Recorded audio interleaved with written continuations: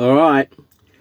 At the finale of my inbound trip back, and literally like only 40 minutes left on my 70 for my whole week, 7 minutes left on my 14 hours ship clock, and as usual, less than 3 minutes left on the drive clock. And I'm at my shutdown. I got to deliver in the morning at 6 a.m. So, 3 minutes left. As Wally would say, whoa. All right, so let's get into this. So, not my usual kind of shutdown. That says Cascadia, if you're trying to figure out what that means. Not my usual kind of shutdown video. I'm going to try to do something different. And let's see how this goes. I hope it works. Hope you all can hear me and listen to me. I literally need my hands free. Okay? That's what I need. I need my hands free because I've basically got a freaking less than a 9-hour shutdown when I'm supposed to have 10. And I usually like to have 10 to 11. And what I want to do is that last shutdown at, where was that? At that gravel side off the off-ramp spot in east of Eagle Pass. I want to just briefly do a dejuice on whatever happened since, and then I want to run over 3 different points. So the first thing I want to say is that as planned, I did roughly like a 650, and then I did a 550 tonight. So I did a 650 from the Eagle Pass gravel side. Let's see, where did I go? I'm trying to remember. Where I went. I'll remember in a second. And I started this morning. Yeah, so that's where I started. I started at my top of Chiriaco Pass, Desert Center, California, about 50 miles into California, across from the Arizona border. I started there after doing 650 the previous night. That clock only had about 5 minutes left. As I said, less than 3 minutes again tonight. So I did 550 in the rest of California here into Richmond. Okay, let's move on, because I want to just basically, as I said, this is not a characteristic video, so if you're looking for the scenery, because I need my hands free, I've got my phone just sat down, so this is all about listening. It's not about the scenery. I just want to basically go over, I want to add to that video I made at the gravel side, the long video, in El Paso, because I want to talk about a number of things that I hadn't talked about in that video. I've got 3 major points I want to go into.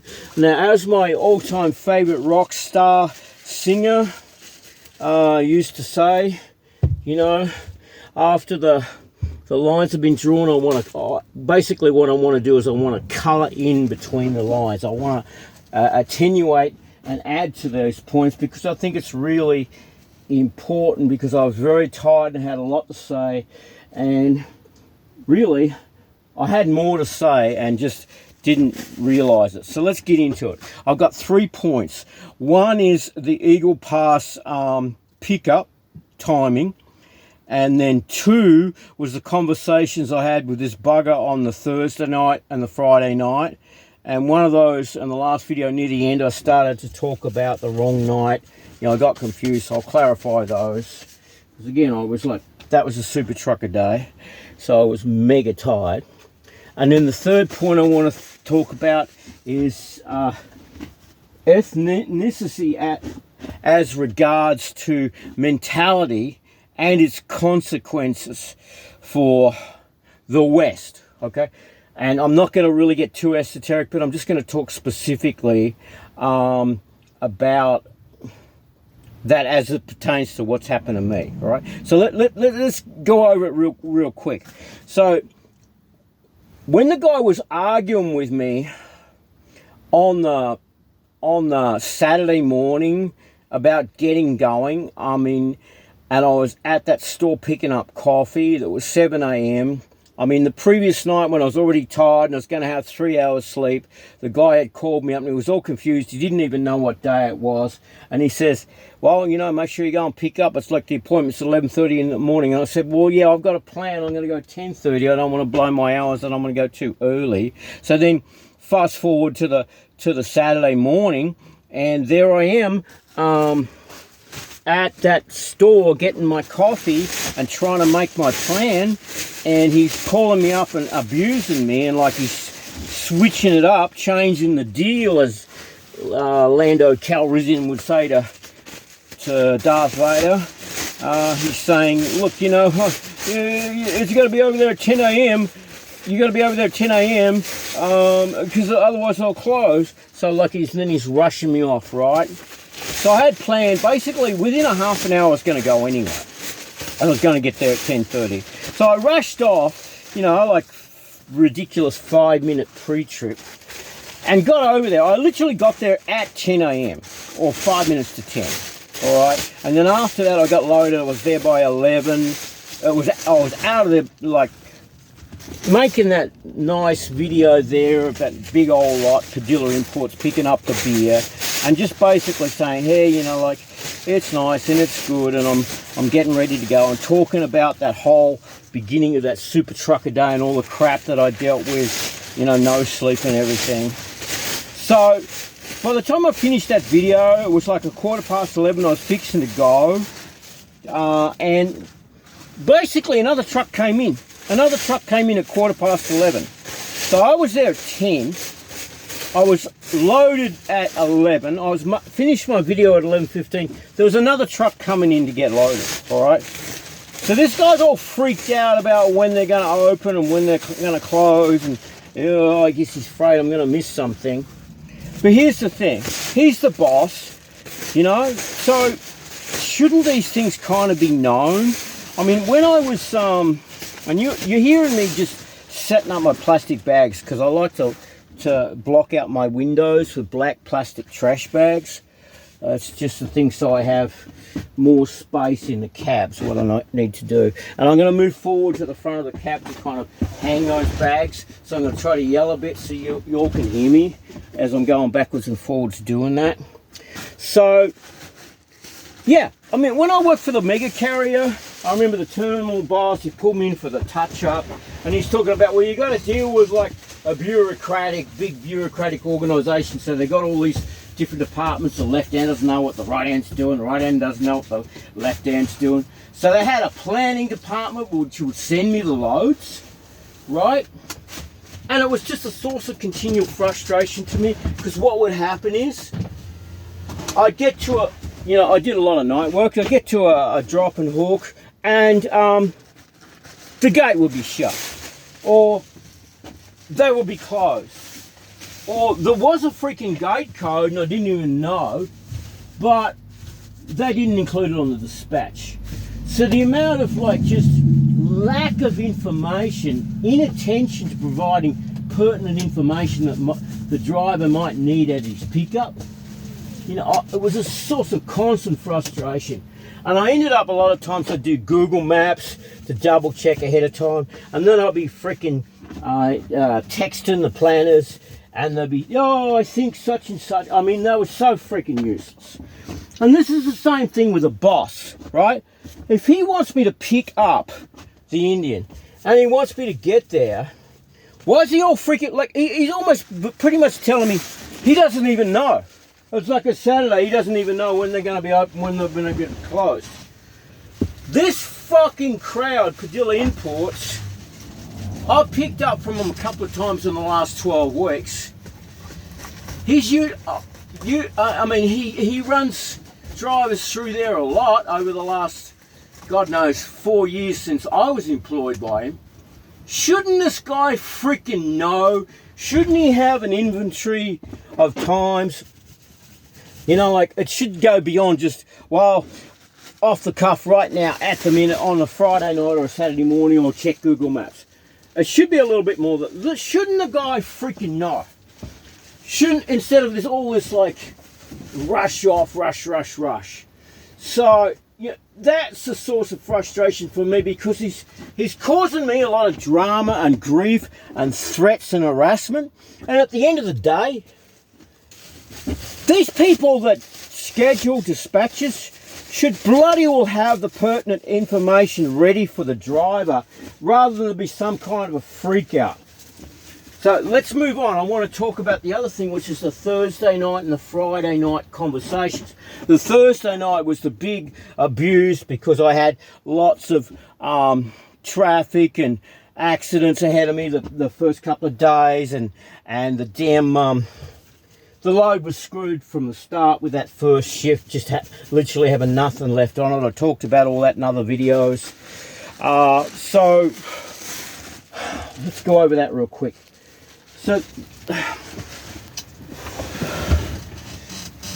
he's into me on Thursday night, and then by Friday night he's all confused and stuff, right? And that's the night I'm not getting a lot of sleep, because I was laying there worrying. And then eventually what I was doing was, I was trying to just, like, well, you know, my guardian angel told me, like, oh, during the pandemic, he bought a whole bunch of new trucks. He got these PPP loans, and, you know, he's got to pay $500 a week or $5,000 a week to cover these PP loans for all these trucks. And another point, my guardian angel said to me, yeah, like, he's having trouble getting loads. So I'm laying there in a sleeper berth, planning to have 4.5 hours, only got 3 hours.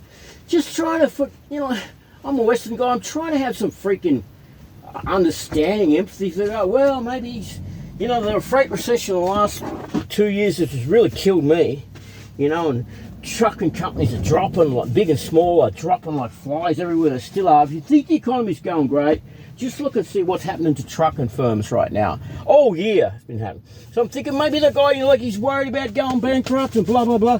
So I'm trying to have this kind of a understanding or empathy for the freaking guy, right? So then, and another thing he said, my guardian angel had said to me is, like, first of all, I first met him at Padilla Imports weeks and weeks ago, and the guy had said to me, he's introduced himself to me, basically freaking out about what the union was doing to him. And I said, yeah, hello, thank you much for finally acknowledging the crap I've been going through. So then later on, we had conversations on text over the next few days, and he sent me a couple of audio messages. He preferred to communicate that way. And then he's saying, you know, well, look, he's rude. That's the way he is. You get a thick skin. You got to get a thick skin. You know, get a tough skin. And it's all business. And just let it bounce off you. I've had a lot of arguments with him, a lot of ding-dong drag-out arguments too. But just let it bounce off you. And you know what? Don't take it personally. Okay? So I've been considering what's happening with the guy. Is the business going to run down or whatever? You know, maybe the reason I won't have a job is not because he's a bastard and he's going to fire me, because maybe his company's going to go broke. But, you know, like, he's been in business 4 years since I knew him, lot longer than that. So these Indians are a lot of shit. I got to tell you about that later. Maybe one way or another he'll find a way anyway. So maybe that's not even the issue. But when I got this phone call from him the next day, after just been laying there just considering, well, you know, maybe he's not so bad after all. I got the phone call, and he's like, oh, I got to consider whether you know, I can't give you loads if you don't pick up the phone. All this other stuff I went over with the phone in the last video. Here's the thing, right? Don't take it personal, my guardian angel had said. When you threaten my livelihood, I just live in a truck, so you're threatening my shelter as well. That's all I got, right? When you threaten my livelihood, and my place to live, I'm going to damn well fucking take it personally. So I got no more leeway for this guy in terms of a consideration of, is he actually a human being? Because he ain't treating me like a freaking human being. I can tell you, that's for bloody well sure. So that's the second thing. Now the third thing I want to talk about, and God, I hope I've got enough minutes left on the video, is I've